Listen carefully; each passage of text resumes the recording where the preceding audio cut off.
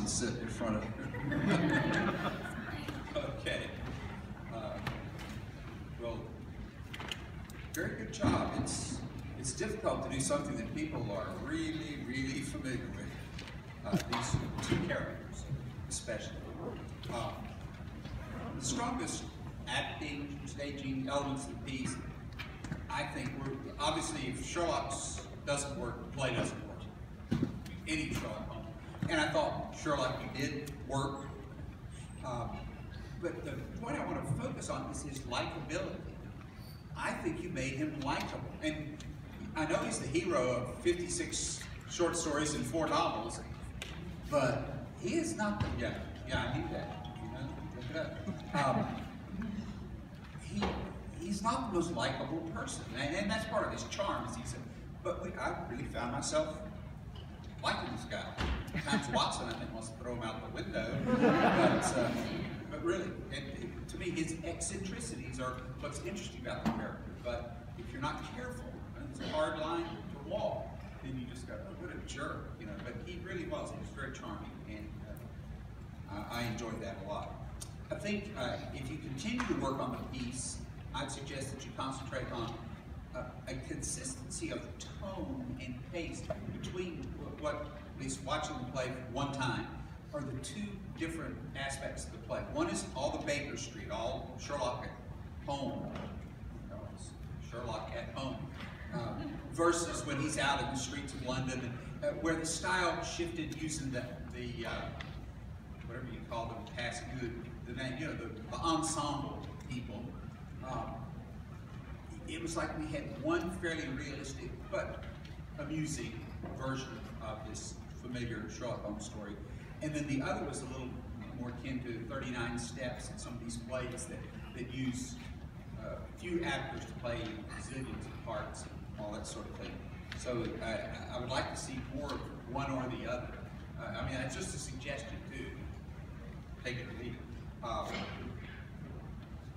I would continue to keep refining the script. So the two directors did the adaptation, right? The other one's at home. Oh. I was in an accident yesterday.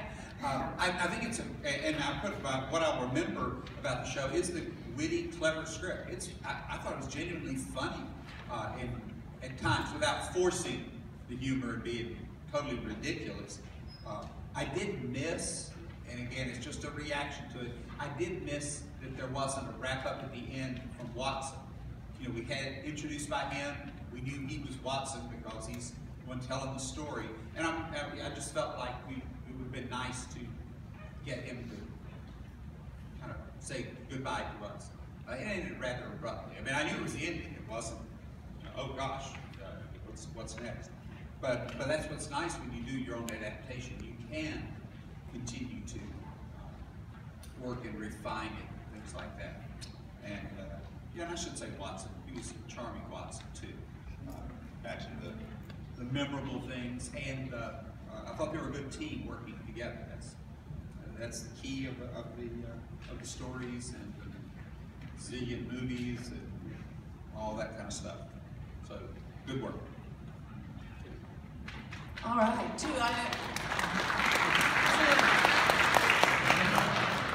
I would also say, well done. I'm a fan of the character. Well done. Awesome. I'm a fan too of the duo, the original dynamic duo, and I thought she did a real nice job. I too liked the adaptation. I applaud you for that. I think that was marvelous. The stuff that I liked, two things in particular. I liked the dynamic that you two guys had going on. I thought that you made both of those characters very real and very honest.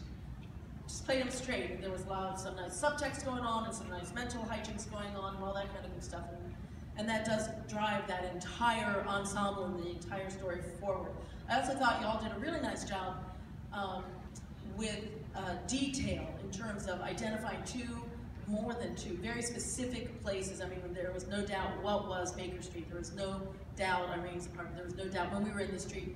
And I thought that you did a nice job distinguishing space, which can be really challenging when you have to be every place on one stage. But I thought you did a nice job. in continuing to work on the piece, the thing I think that I would encourage you to find, it's a little bit twofold, but would be to up the intrigue and up the comedy. Either it's a comedy or it's not. And like you heard, I thought you had a lot of witticisms and a lot of good things. Go ahead and play them. If you put them in, go ahead and use them and make sure you button them and play them for what they are. But I would up the mystery element just a little bit. And it might be tough because we're in an altered time pressure kind of situation when you're in a festival and all of that. But you know, everything that we do is a choice.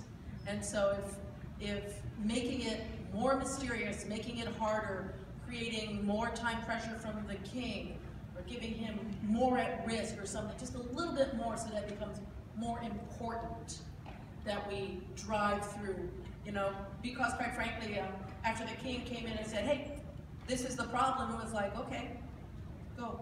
And I think I'd love to see, a drive that really takes us through that story and why you are intrigued enough to take it on and actually follow it through. And then just a little tie-in to why Irene is so important to Holmes. Because you allude to that in the beginning.